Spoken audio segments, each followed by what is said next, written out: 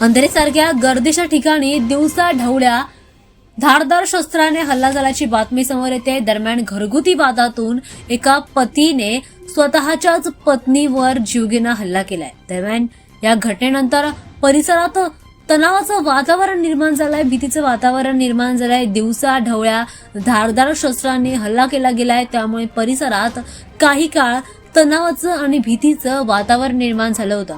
दरम्यान घरगुती वादातून या पतीने स्वतःच्याच पत्नीवर भर रस्त्यामध्ये धारदार शस्त्रावर तिच्यावर हल्ला केला आणि या हल्ल्यामध्ये त्याची पत्नी गंभीर जखमी होऊन तिने जागीच जीव गमावल्याची धक्कादायक बातमी समोर येते।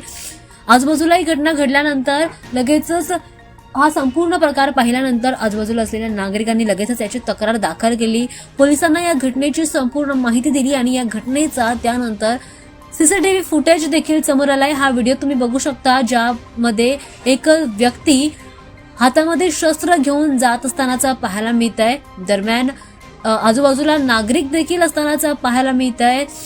घटनास्थळावरील इतर नमुने पुरावा इतर वस्तू ताब्यात घेण्यात आल्यात। अटकेच्या वेळी आरोपीने घातलेले कपडे, गुन्ह्यात वापरलेलं धारदार शस्त्र देखील पोलिसांनी ताब्यात घेतलेलं आहे, जप्त केलेलं आहे। दरम्यान शवविच्छेदन प्रक्रियेदरम्यान याबद्दलचा तपास देखील त्यानंतर करण्यात आलाय। MIDC पोलिसांनी आरोपी विरोधात इतर कलमांअंतर्गत गुन्हा देखील दाखल केलाय।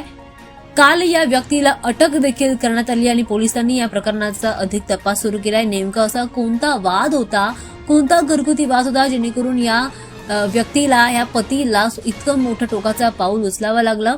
त्यामुळे पोलीस सध्या घटनेचा अधिक तपास करतात। मात्र मुंबईमध्ये गर्दीसारख्या असलेल्या या अंधेरी परिसरामध्ये ही घटना घडल्यामुळे परिसरात इतर नागरिकांमध्ये भीतीचं आणि तणावाचं वातावरण निर्माण झालेलं पाहायला मिळतं।